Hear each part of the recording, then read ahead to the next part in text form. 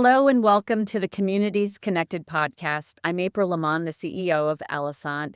Today, I'm very excited to share a conversation with you with Neal Collins from Hamlet Capital. Neal, thanks so much for joining us. It's a pleasure, April. I'm really excited about the conversation. Yeah, let's just dive right in. Let's start by talking about you, talking about Hamlet Capital and your work, the work that you're doing. Can you share more about yourself? Yeah, absolutely. Hamlet Capital is a new company that we formed this year in 2025, really to because there's an opportunity in the marketplace that we're quite excited about with a lot of conviction, and that's really around creating healthy, vibrant, and thriving communities. Because our work over the past several years has been focused on how do we create residential communities that are very lifestyle driven, and not just lifestyle driven around how do we integrate pickleball courts or a golf course, but we're really responding to the marketplace of people that are saying, we want access to healthy foods. We want to create Mhm. genuine community where we're connected to elders and youngsters and working age families and retirees. And so more of a whole community approach. And so we started to have more and more developers and landowners coming to us saying, look, we need help trying to put together what they're calling agri-hoods or conservation communities or an agricultural based development, and finding that this is a space that has been well trodden. The Serenbe 25 years ago started to create a wellness community that they centered an organic farm into it, and that's taken off massively with a lot of great precedents since then. But we really see that this time is so critical. We're starting to see a lot of different areas of interest where we think there's strong consumer demand on the back end. And now what we're trying to do is build the first fund that is dedicated to bringing in capital in two very interesting points into these projects so that we can start to create more communities like this, not only across America, but across the globe, because we're getting interest from people, whether they want to develop property or they want to live in these types of communities on every single continent out there, outside of Antarctica, of course. You talked about conservancy-based communities. Can you share a little bit more about your perspective? What does that mean? Yeah, absolutely. I think the conservation based approach that we try to take is we started to look at these patterns of folks that are saying, look, we have this farm, we don't know how the succession plan is going to look. Like we've been farming it for several generations, but there's not that generation coming up behind us. We want to continue on the legacy of the farm. But we're getting knocks on our door saying, look, we can turn this into residential housing developments. And so they're looking over the fence and seeing a pretty standard development pattern of quarter acre to half acre to sometimes even 5 acre lots. It's not very community oriented, and it just gobbles up, let's call it Mhm. 80 to 90% of the land. Then that's by mandate of policy. You're going to come in, you're going to create your horizontal infrastructure. Here's the lots. It's going to look very typical of there's a cul-de-sac at the end of each Right. one of these roads. The houses are going to be garage, lollipop tree, front door, and ad infinitum, where you don't have a lot of differentiation there. And so what we started to do is seek out those design experts, those planners, and to say what creates an amazing community that people want to live in, that's both desirable and profitable on a developer's balance sheet. And we really came up with, look, conservation based community, we're striving to conserve between 70 and in some cases up to 90% of the land to keep as open space. That's agricultural land, that's conservation land, trails, recreational areas, wildlands. And so if a traditional conventional development would have taken up a lot more of that land and in those quarter acre lots, what we really try to do is create density in a village center. So now we can introduce more of a mixed use strategy and then create varied home types that radiate out of that. So at the end, what we're doing is we're creating lovable, walkable, sustainable communities that really appeals towards a range of different buyers. And I think that Mm. that enables a great approach to actually integrate things like local food and agriculture into a community. Yeah, and that seems to kind of transition well into the regenerative approach that you're advocating. Is do those kind of dovetail together in your mind? Yeah, I think that's just really where the market is going right now. Real estate, unfortunately, has this stigma to it that it's a bit extractive. And especially whenever we're talking about working at the peri-urban areas of our cities and gobbling up green land, green space and farms, it doesn't go over very well. And so what we're really tracking is this rise of people wanting to live in life-giving communities and eat really nutritious foods and know that their consumer behaviors are going to support things that they really care about that actually hits on their values. And I think the regenerative movement of how do we create places that are going to give back more than they take Yeah, is such an amazing metaphor for the development industry. And the development industry really deserves a rebrand and retooling so that we can actually go out and have a great reputation in our communities and in the marketplace to say, you know what, we're listening. We understand what people are really wanting right now, and we understand how to do that from the urban planning to the building to the actual operations. And I think it makes for a great business and it makes for a great way to live long term. That I don't think that this is a fad. I think that we're hitting upon are really timeless ways of living that you can find in so many different communities across the world. that's right. It's I'm curious, Neil, how did you find your way to this type of work? You know, I originally started my career coming off the heels of just climate catastrophe. I grew up in South Louisiana, so the good old Oh, times to me was marked by Katrina and Gustav and Ivan and Andrew and all these hurricanes that your I can cousins. remember so vividly that like, Mm. wow, this is climate is a real issue for me. And I came out of college in 2008, great time to try to go into the job market Yeah. with the Great Recession. And instead of going back into law school, which is the path that I thought, I ended up in the Peace Corps and in sitting with farmers in Eastern Europe, and then finally with a couple large international NGOs, um, particularly in the Maldives, where we were raising a lot of money for climate change adaptation work with and primarily from real estate operators and developers of luxury five-star resorts. Yeah. And that was the big click for me is to say, you know what, I'm really interested in climate change. I think climate change is actually best suited at the community level. And I love to empower communities and ask them what they want to create. And then it all the stars align to say, you know what, this is actually if we're going to make a meaningful change here, we need to understand real estate. And if we're going to understand real estate, we're going to understand finance. And that was my path. I was on a team that we built out a couple $1 billion worth of commercial real estate, very mixed use approach in the Pacific Northwest.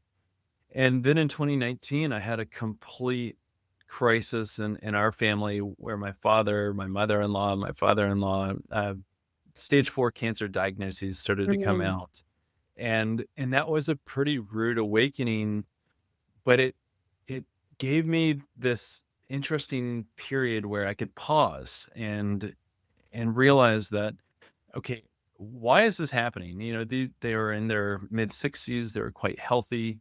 Um, and it made me realize one, there's an approach towards healing that is based in community, that we can have the best medicine the West or the East has to offer. But if we're not doing that surrounded by loved ones and a supportive structure, then we might as well be doing nothing at all. And that is coming out of the best scientific and medical minds right now. We've even seen a great book come out from the former attorney general, surgeon general about loneliness and the Yeah. epidemic that is taking place there and the impacts on our health.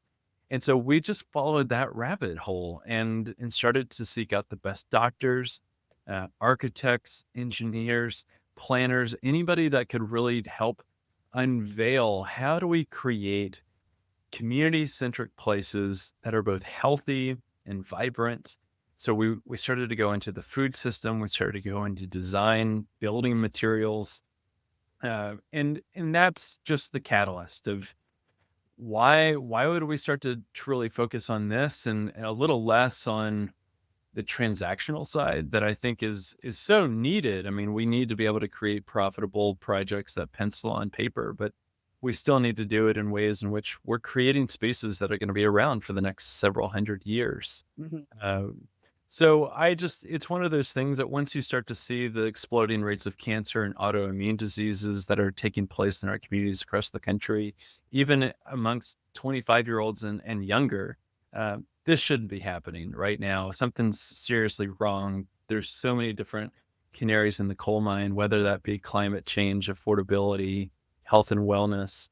That it's like, wait a second, this is a real estate issue. It's not a government. It doesn't have to be so siloed. And that's what I love about this industry is we provide the common ground that is the intersection of so many areas that I really care about.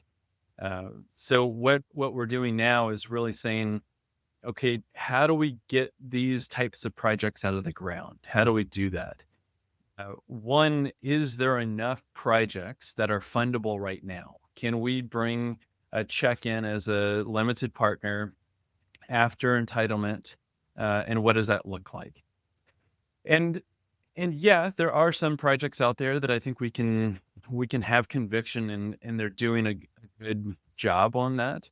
Uh, but we're starting to see a lot more projects come our way saying, look, we actually need some of the best practices and we need some Yeah. advisory to help set up these projects, design them, or how do we iterate on these capital stacks or business models because there's a lot of different verticals within them.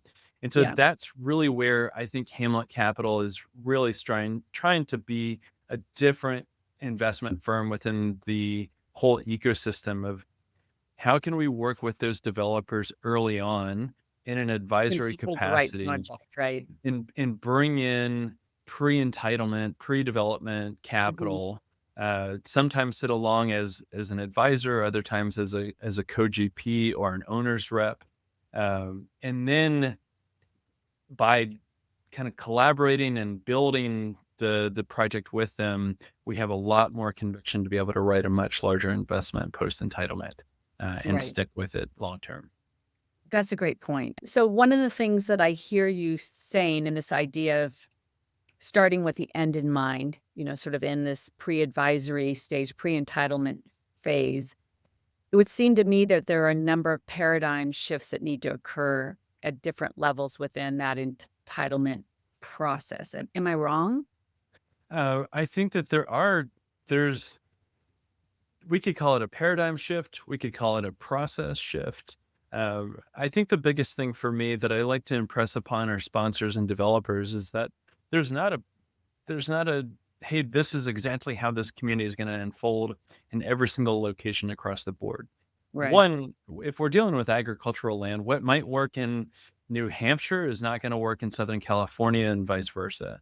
And I love that forcing function of differentiation of what's going to be a great hit here, what's going to work with the climate and the weather and the soil and the community. And then how do we really start to listen to what those communities are wanting and needing? How do we start to engage different stakeholder groups from, yeah, what are the issues to how do we go into the school groups and start asking children, what kind of communities that do you want to create here? And that way we can start to really get a mosaic of what is going to make a unique project from a planning perspective. Then we can start to go into how do we actually develop these communities. And I just see so much innovation within the marketplace of the materialities that we're using, the construction methods that we're using, the different stakeholder groups that are coming together that we can weave into a really interesting tapestry of how does the farm become operational What are those residential amenities and the businesses and the organizations that can run it? How do we actually bring in affordable strategies and start to work with different groups like community land trust or affordable housing developers that are using tax credits?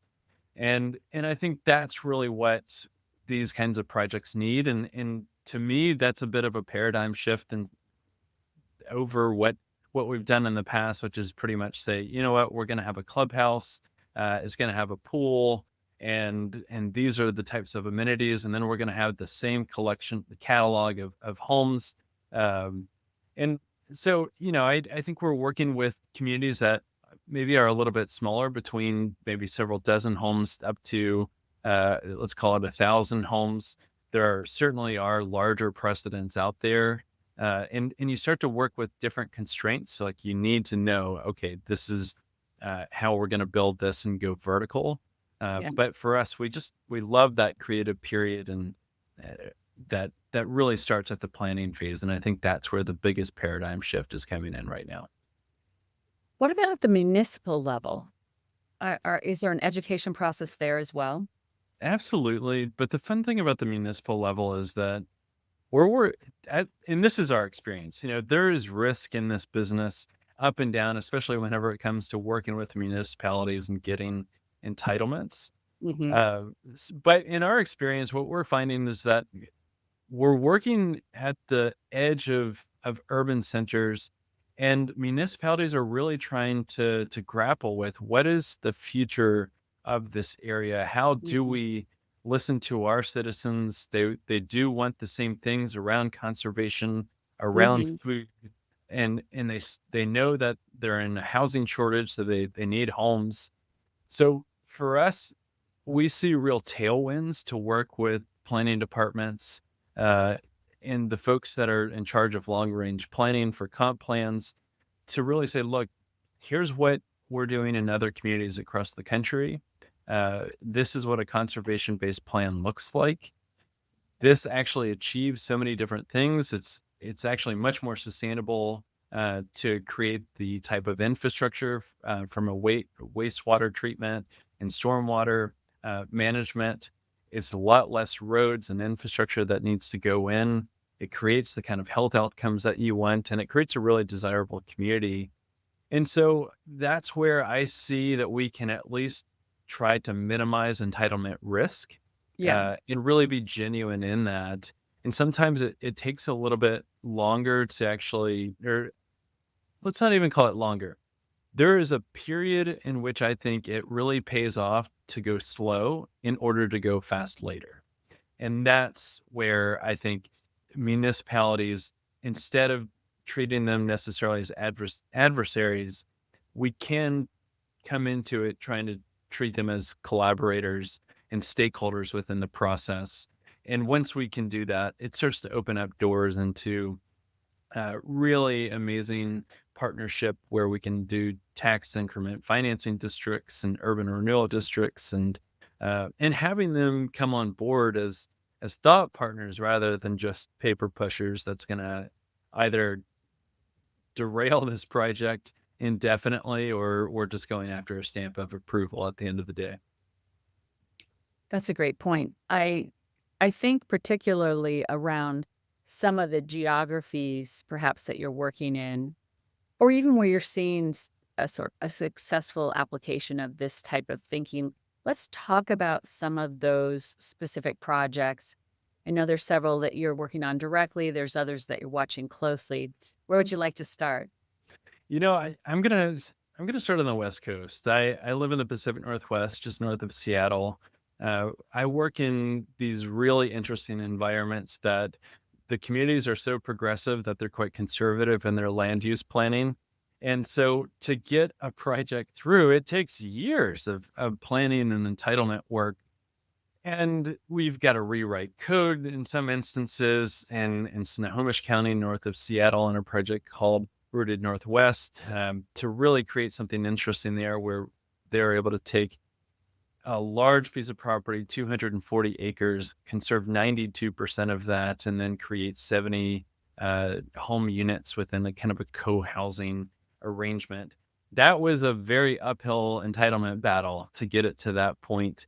Um, and then you contrast that with a brownfield site that we've been working on in Southern Oregon in a small mountain town called Ashland. Uh, it's interesting because these markets on the West Coast that it takes a long time to get through the entitlement process. What we've found is that it creates such a supply constrained marketplace that if you can do it, if Yeah. that at risk capital pays off, you know you have a really captive marketplace on the back end. And sometimes that's been a little bit dicey Yeah. to try to figure out like, oh, is this going to be worth Yeah. is the juice going to be worth the squeeze to go in there? Yeah. Uh, and you contrast that with we're working on a project outside of Austin, another one right on the border of Ohio and Pennsylvania, and there really isn't a lot of strict entitlement processes. It's like, oh, well, we've You, got water and sewer ready for you, and uh, you tell us what you want to do here. And I think one that's pretty baffling to come from West Coast development. It enables a lot of, I don't know, creative thinking and flexibility. It does take the entitlement risk down, and in my opinion, it's certainly still there around right. interesting things that come up.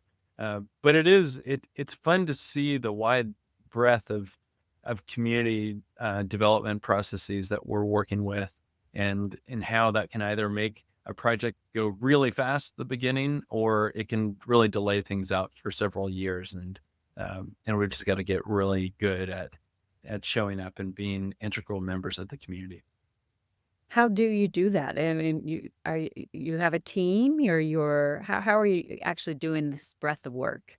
I have at the beginning of well, let me go back. At the beginning of this year, whenever we started to really think around this, like what is needed within the marketplace right now, particularly bringing in the type of capital that's needed, I started to say, who are the best people out there Yeah. that I can assemble that are way smarter and more talented than me?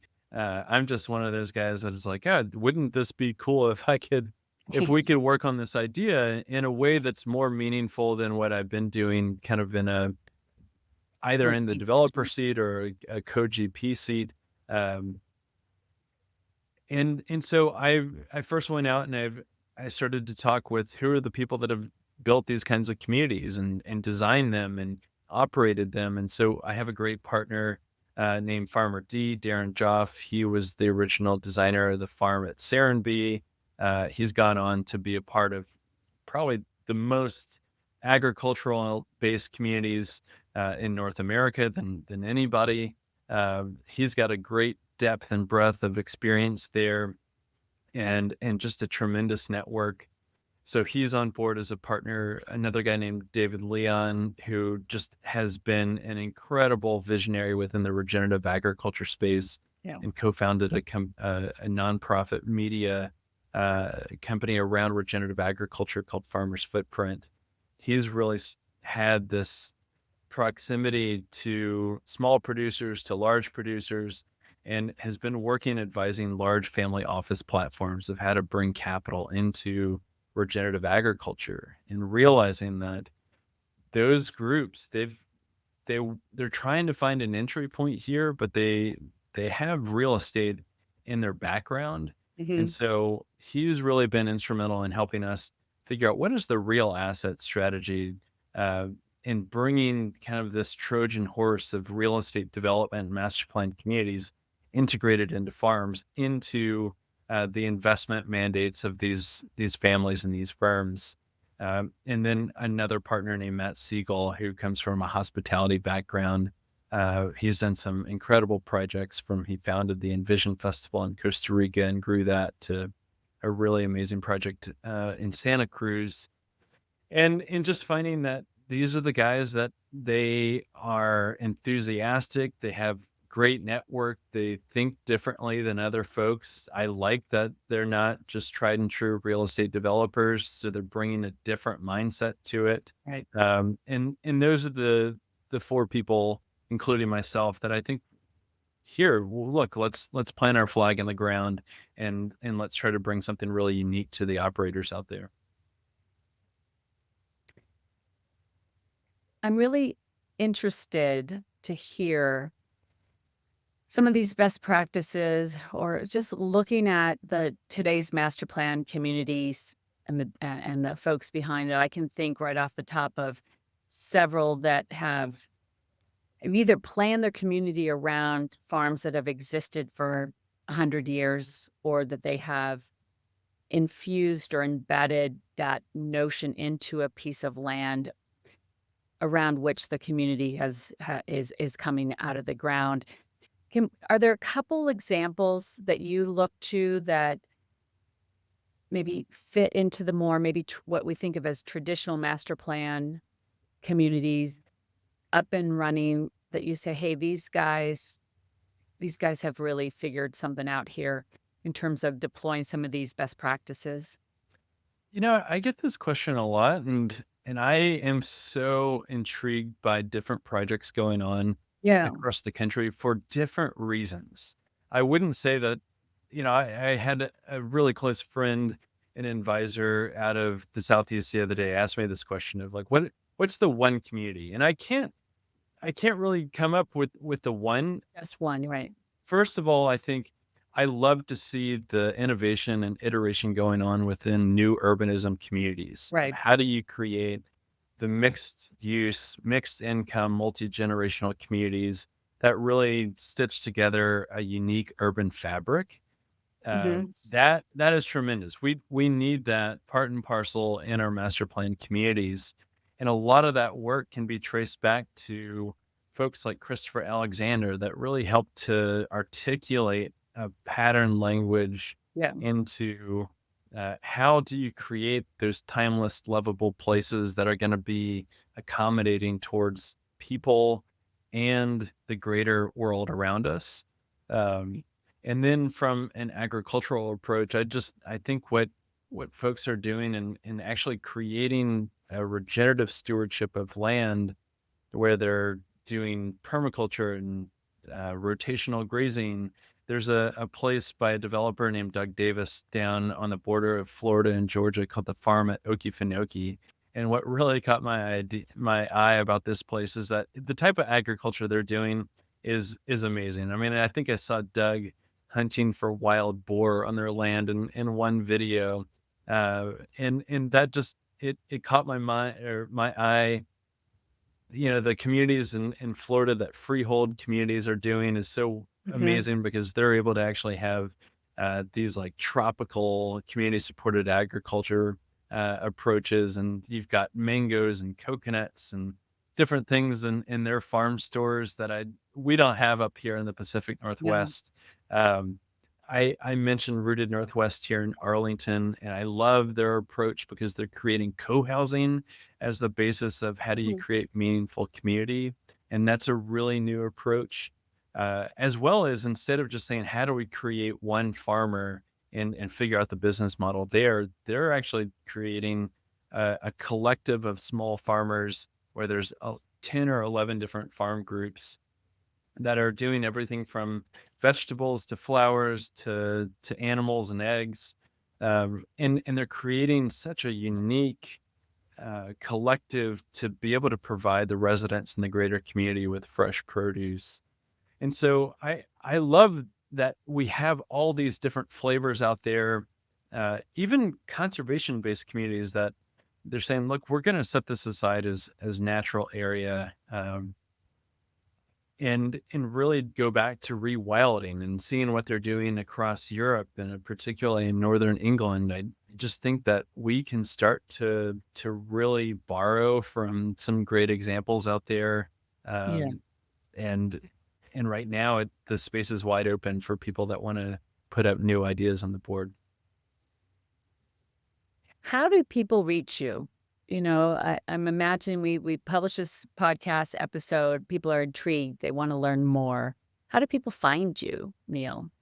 I have been in your seat for the last what will be 6 years in 2026. I have a podcast called the Regenerative Real Estate Podcast. And that was really just an inquiry-based approach into, if we wanted, what is a regenerative approach to real estate? Mhm. And I have been so fortunate to have these incredible conversations with visionaries and iconoclasts in the development arena. Mhm. And that's a great way that people can really understand, like, where are we coming from? What are the examples out there? How do we get under the hood on those? I get a lot of people coming in from that. Hamlet.capital is our Hamlet website. It's a pretty, like, I think, like a lot of investment firms, we're not trying to build out this huge consumer facing approach. We really want to work with best in class operators out there. That's Yeah. how people are coming in. I'm very active on LinkedIn. I think it's really important right now, not to just put out a shingle and say, "Hey, we want to invest in master plan communities," but really get into the why are we doing this? What are the trends that we're looking at? What's the demographic studies that we're finding, or how can we even showcase the sentiment and the values that we're finding with our brokerage firm, Latitude Regenerative Real Estate, to show that, hey, this is what buyers are seeking right now that they can't, and why we have such high conviction in this marketplace. So people can really find Hamlet on the internet or me The across so many podcast. different Yeah. platforms. Perfect, perfect. Well, let's shift gears just a little bit before we wrap up. I'd love to learn more about you. I ask podcast guests two questions across the board, and it's always fascinating to me to hear the answers. The first is around inspiration. I mean, we work in a demanding industry that has typically very long duration timelines, and we need to stay up, right? We need to stay inspired. What inspires you? I am so consistently inspired by the variety of things that are going on. Like, I am one of those polyglots that I can't, it's not just one thing that's going to captivate my interest. It's probably why I love the development industry, is that, if I was to go out and create one widget, I would be so tremendously bored. Uh, the flavor of the week this week is a firm that is called Growing Up Boulder, and they actually take the planning process and they go into schools from 4-year-olds up to 18-year-olds, and they ask them, like, what kind of city, what kind of project do you want to live in here? And it was one of those wonderfully disturbing conversations of, like, wait a second, we can take this into our processes, developing communities. And and not only do I think it's a great stakeholder outreach, and just like, how do you ingrain yourself into a community, but I think it creates a really sustainable community on top of that. So that's what I'm really interested in right now. Last week it was talking about mass timber and how do we create more uh, regenerative forestry practices that are actually going to go into our built environment. And, like, whenever you're working on a former timber mill, uh, the story that comes out of creating community out of mass timber and these forestry products on a site that was used to log and extract from the forest is just one of those amazing stories that need to be told. So next week it might be around innovative financial structures in the way in Yeah, which family offices are supporting this work. great answer. The last question, and we'll wrap up with this, Neil, is what advice would you give the 25-year-old version of yourself, knowing what you know now and the experiences that you've had? Now, I would tell myself to just calm down. I There's a quote out there that I love, that is, "Your life is your story. Write well, edit often." And that's what I find now, that it's like, the people that I love to hang out with, that I think are doing the coolest things in the industry, have such an incredible background that they've really integrated their experience into, hey, you know what? I see the world in this unique way, and I'm going to go after it. And it's what creates the best entrepreneurs, inventors, and innovators. And that's, I'm so glad that I had this international experience in my 20s. I was able to see the world. I wasn't tremendously goal oriented towards what's my net worth or what's my income. I did not make a lot of money in my 20s, that's for sure. But that foundation has set me up for long-term success.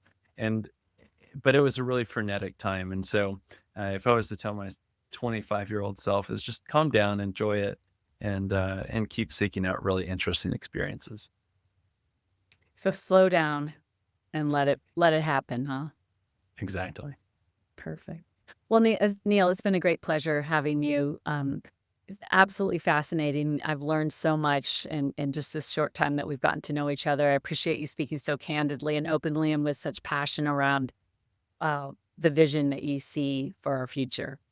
Oh, Thanks. April, it's a pleasure. Yeah, it was fun to find out about this podcast through us searching for solutions of how do we create resident engagement, in finding Allisant and figuring out, okay, how do we work together and how do we create the best practices going forward? So it's great to actually be on the podcast with you. Thanks so much.